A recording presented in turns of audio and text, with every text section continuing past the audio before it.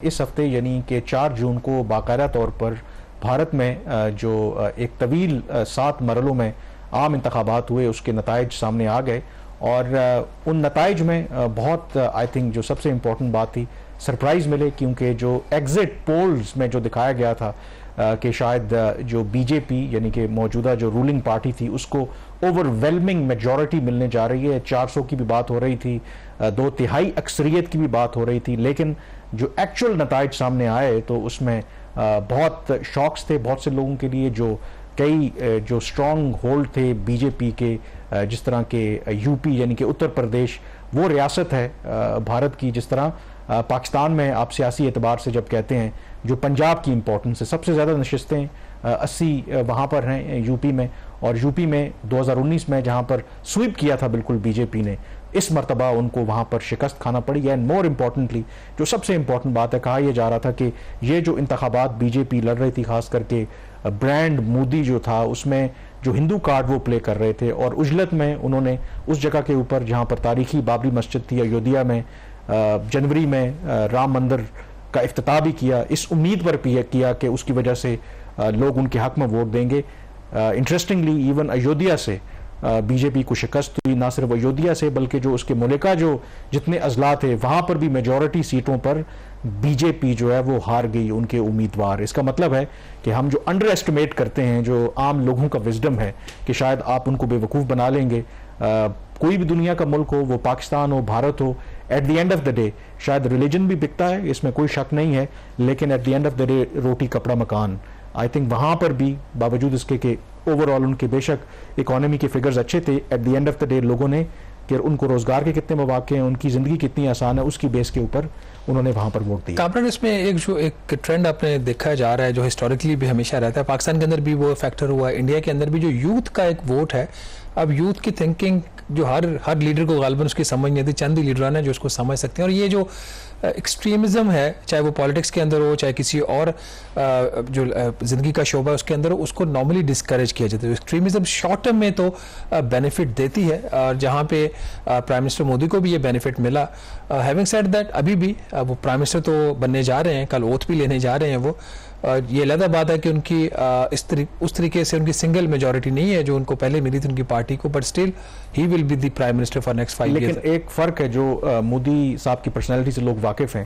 कि पता है कि वो गुजरात के चीफ मिनिस्टर रहे 13 साल तक, और 13 साल तक जो गुजरात के चीफ मिनिस्टर रहे और फिर 10 साल एज प्राइम मिनिस्टर, तो उनकी जमात के पास एब्सोलूट मेजॉरिटी थी। और जो उनकी शख्सियत से लोग वाकिफ़ हैं कि मोदी साहब जो है वो डिक्टेशन नहीं लेते। ये फॉर द फर्स्ट टाइम है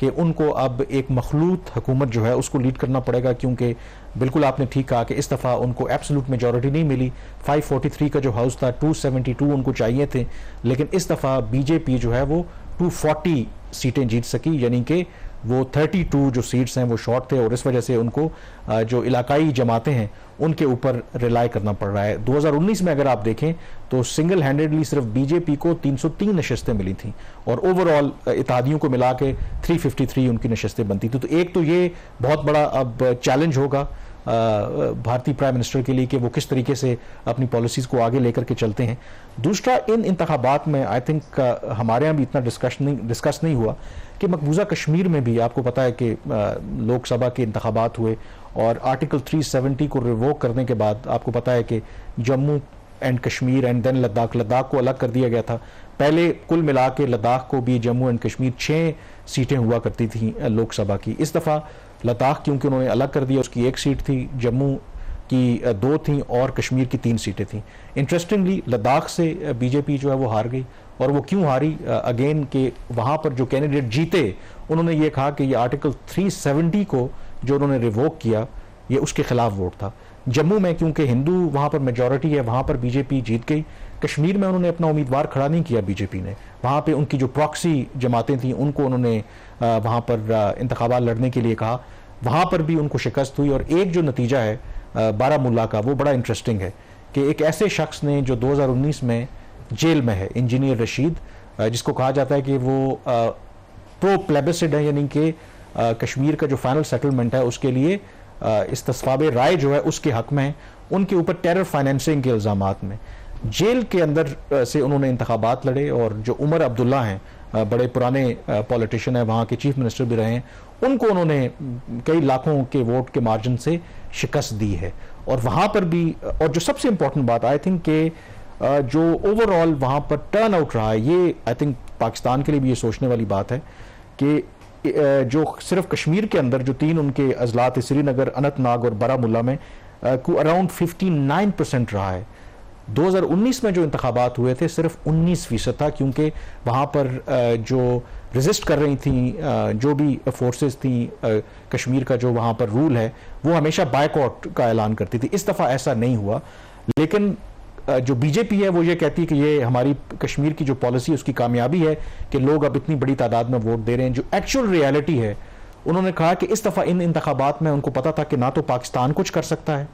ना जो वहाँ पर अस्करियत पसंद जमातें हैं वो कुछ कर सकती हैं। तो लोगों ने अपने वोट के ज़रिए जो कश्मीर की पॉलिसी है भारत की, उसको कहते हैं कि वो रिजेक्ट किया है। वहाँ पर वो कह रहे हैं कि उन्होंने रोटी कपड़ा मकान डेवलपमेंट के नाम पर वोट नहीं दिया, उन्होंने नज़रिए के ऊपर वोट दिया है कि जो 5 अगस्त 2019 का मोदी का इकदाम था, इस वोट के जरिए उन्होंने कहा है कि वहां पे उसको रिजेक्ट कर रहे हैं। देखिए अल्टीमेटली जो स्टेटस है कश्मीर का वो तो आईनी तौर पर जो भारत ने डिटरमिन कर दिया वो चेंज नहीं होगा। ये डेफिनेटली ये जो ज़्यादातर जो इश्यूज होते हैं, ऑल्दो माजी में इंडिया के अंदर जो वोट होता था उसमें फॉरेन पॉलिसी बहुत बड़ा उसमें एक डिटर्मिनिंग फैक्टर होता था, लेकिन जहाँ पर डोमेस्टिकली इसको चैलेंजेस हुए हैं प्राइम मिनिस्टर मोदी को, वहाँ पे उनकी देखा जाए तो उनकी इंटरनेशनल फ्रंट के ऊपर उनकी काफ़ी ज़्यादा अगर उनकी कामयाबियाँ भी हैं। हमारे लिए ये बुरी चीज़ थी कि 370 हो गया, हम कुछ नहीं कर सके, लेकिन इंडिया की कामयाबी थी। इसी तरीके से पाकिस्तान को प्राइम मिनिस्टर मोदी ने रीजन में आइसोलेट भी किया। अफगानिस्तान को एक्सेस हम नहीं दे रहे थे इंडिया को तजारत के लिए, उन्होंने चाबहार पोर्ट ईरान वाली साइड से उसकी एक्सेस ली। चीन के साथ भी उन्होंने जो इश्यूज थे उसको उन्होंने हाईलाइट करके रखा। खासतौर पर वियतनाम के अंदर जिस तरीके से उन्होंने वियतनाम की गवर्नमेंट को सपोर्ट किया, वहाँ पे जो ऑयल ड्रिलिंग हुई है ऑफशोर, उसमें ये सारी चीज़ें ओवरऑल मैटर करती हैं। किसी कमेंटेटर ने बड़ी अच्छी बात की थी कि जो मोदी के क्रिटिक्स हैं वो आउटसाइड इंडिया ज़्यादा नहीं है जितने इंडिया के अंदर हैं। तो वो जो ब्रांड मोदी है ना, क्योंकि ये भी उनका कमाल है, मतलब मेरी भी कई जो इंडियन जर्नलिस्ट हैं उनसे बात होती रहती है, तो उनके अंदर उनका भी जो बीजेपी का जो सोशल मीडिया है वो बड़ा स्ट्रांग है, और वो जो किसी चीज़ को बड़े अच्छे तरीके से प्रोजेक्ट करते हैं। और इसी वजह से इन इंतखाबात से पहले उन्होंने यही तासुर दिया कि ये जो इंतखाबात हो रहे हैं इट्स अ केक वॉक, हालांकि वो ग्राउंड रियलिटी को रिफ्लेक्ट नहीं कर रहे थे। प्रोजेक्शन वो बड़ी अच्छी करते हैं, लेकिन इश्यूज अभी भी वहां पर गुर्बत बहुत ज्यादा इंडिया के अंदर मौजूद है, और वही उनको इसके खिलाफ वोट पड़ा है। अब इजाजत लेने से पहले आई थिंक जो पाकिस्तान ऑफ कोर्स मैटर करता है, इलेक्शन जो हुए नतायज आए हैं, और जो मेरी बात हुई है जाहिर है कि पाकिस्तान अपनी एक इंटरनल असेसमेंट करता है। एक तो जो पाकिस्तान की अपनी असेसमेंट थी जो हमें मिलती थी, ऑफ कोर्स हमारा डिप्लोमेटिक मिशन दिल्ली के अंदर मौजूद है, तो वहाँ पर यही कहा जा रहा था कि जो ग्राउंड के ऊपर सिचुएशन थी शायद इसी तरह के नतायज आने थे। अब क्योंकि एक एब्सोल्यूट मेजॉरिटी मोदी साहब को नहीं मिली, तो क्या ये पाकिस्तान के लिए फ़ायदा मंद है या नुकसानदेह है? जो हमारी इनिशियल असेसमेंट है उसमें वो ये कह रहे हैं कि ये दो धारी तलवार हो सकती है, यानी कि एक तो जो धचका लगा है मोदी साहब को, तो जो तीसरी टर्म अपनी शुरू करेंगे हो सकता है कि वो पहले से ज़्यादा एग्रेसिव हो जाएं। दूसरी ये पॉसिबिलिटी है कि वो अपनी इंट्रोस्पेक्शन करें और जो अपनी इंटरनल जो पॉलिसीज़ हैं उसके ऊपर करें फोकस। लेकिन ओवरऑल जो मेरी जो मुतलका लोग हैं जो सारे इस मामले को देखते हैं, उनकी असेसमेंट यही है कि इमीडिएटली उनको नहीं लगता कि पाकिस्तान के हवाले से जो बीजेपी सरकार है जो तीसरी मरतबा अब आ रही है अपने रवैये में कोई भी तब्दीली करेगी। और उसकी एक क्लियर एग्जांपल हमें अब नज़र आ रही है कि कल जब भारत के प्राइम मिनिस्टर तीसरी मरतबा अपने ओथ का हलफ लेंगे